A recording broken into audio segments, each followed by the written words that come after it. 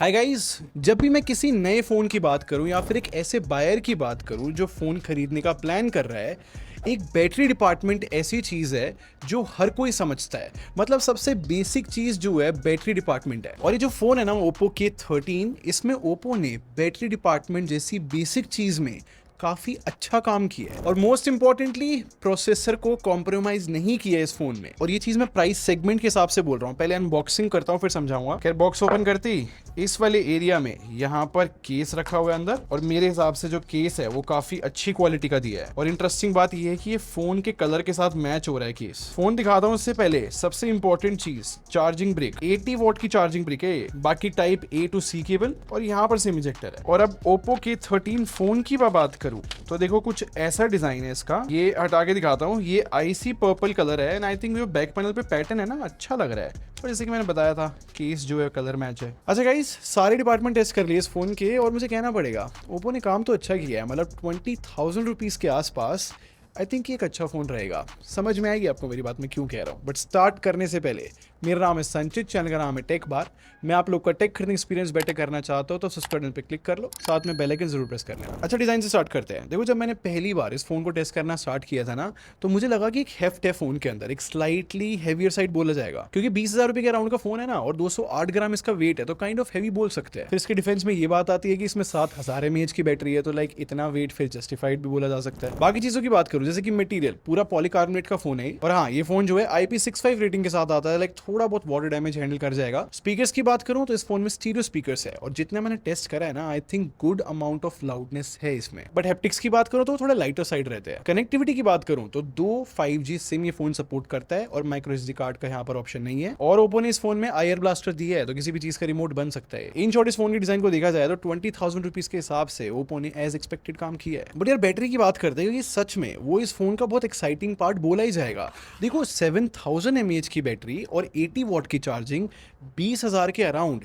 एक solid combination है। But अब नेक्स्ट ऑब्वियस क्वेश्चन ये आता है कि 7,000 mAh को चार्ज करने में कितना टाइम लगेगा। तो मैंने फोन को खुद चार्जिंग टेस्ट किया। इस टाइम पे फोन 5% चार्ज है। फास्ट फॉरवर्ड करके दिखाता हूँ। इस फोन ने सिर्फ 55 मिनट्स लिए फुल चार्ज होने में, जो कि एक बहुत अच्छी बात ही बोली जाएगी। और मैं टेक्निकली एक बेनिफिट वाली बात बताता हूँ। ये जो 20,000 रुपीज का सेगमेंट होता है ना, इसमें जो प्रोसेसर यूज होते हैं वो बहुत एफिशिएंट होते हैं, बहुत ज्यादा पावर हंग्री नहीं होते। ऊपर से इस फोन में इतनी बड़ी बैटरी भी है और काफी फास्ट चार्जिंग भी है। तो ओवरऑल देखा जाए तो अगर बैटरी किसी की रिक्वायरमेंट है तो ये बहुत बेनिफिट वाली बात होगी इस फोन के लिए। और इसी नोट पे अगर मैं परफॉर्मेंस एक्सप्लेन करूं तो जैसे कि मैंने कहा एफिशिएंट प्रोसेसर है, तो इसके अंदर स्नैपड्रैगन 6 Gen 4 यूज करा है। और इन दिनों में मेरी एक शिकायत भी थी कि कुछ फोन्स आते हैं अंडर 20,000 जो UFS 2.2 स्टोरेज के साथ आते हैं।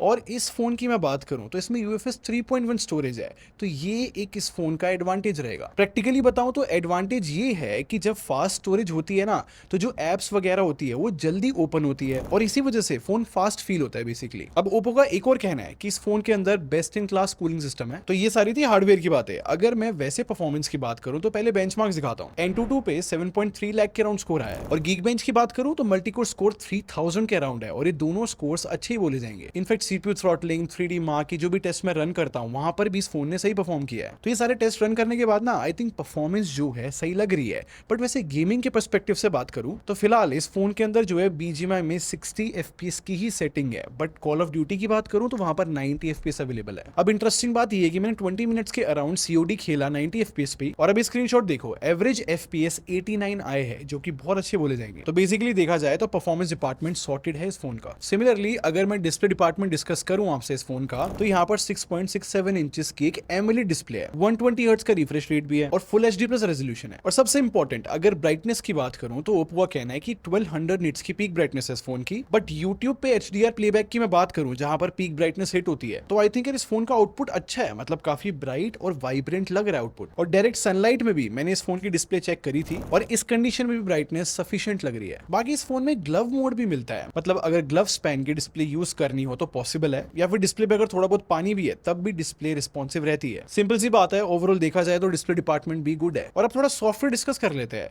देखो इस फोन में कलर OS 15 है जो कि एंड्रॉइड 15 पे बेस्ड है। और एक चीज हाईलाइट करना बनता है कि पुराना जो ट्रैक रिकॉर्ड है ना ओप्पो का अपडेट्स को लेके, वो सही में कंसिस्टेंट रहा है और 2+3 इयर्स की अपडेट पॉलिसी है फोन की। और इस प्राइस सेगमेंट में कलर OS मेरे हिसाब से अच्छा काम कर रही है, मतलब स्मूथ चलती है पूरी UI। जो एनिमेशंस है वो प्राइस सेगमेंट के हिसाब से मुझे सही लगी। इनफैक्ट प्राइस सेगमेंट के हिसाब से AI फीचर्स भी अच्छे हैं इस फोन के अंदर। जैसे कि AI राइटर की बात करूं, मेरे हिसाब से हेल्पफुल रहता है कि हम अपने मैसेजेस यहाँ पर कंपोज करा सकते हैं, ईमेल कंपोज करा सकते हैं। ऐसे ही AI समरी भी मिलता है कि अगर आपके पास बहुत सारा टेक्स्ट लिखा हुआ है तो उसको समराइज कर सकते हैं। और हाँ, गैलरी के अंदर भी AI इरेजर मिलता है कि बैकग्राउंड में अगर कोई ऑब्जेक्ट है, कुछ भी है, तो हम उसको रिमूव कर सकते हैं। और यहीं पे और भी ऑप्शन है, जैसे कि AI की हेल्प से रिफ्लेक्शन रिमूव करना या फिर अनब्लर करना, ये सारी फ्लेक्सिबिलिटीज है। और मेरा personal favourite circle to search का यहाँ पर ऑप्शन है। फिर सिंपल सी बात है, सॉफ्टवेयर डिपार्टमेंट तो आई थिंक स्मूथ है। अच्छा, अब कैमरे की बात करते हैं। देखो इस फोन में 50+2 मेगापिक्सल का कैमरा है और इस फोन से काफी फोटोज मैंने खींची है। मैं पहले डे लाइट की फोटोज दिखाता हूँ और मेरे हिसाब से फोन जो है डे लाइट में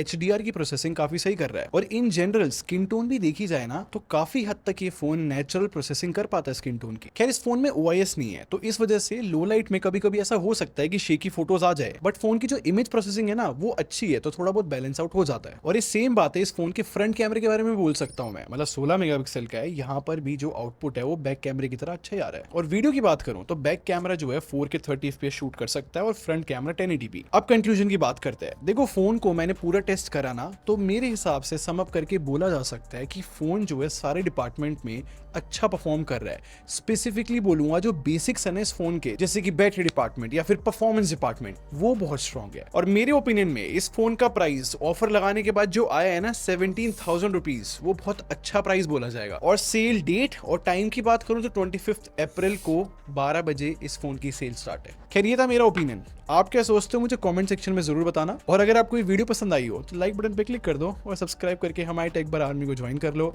हम लोग क्वालिटी में बिलीव रखते हैं। अगले मिलते हैं। Thanks for watching. Bye bye guys.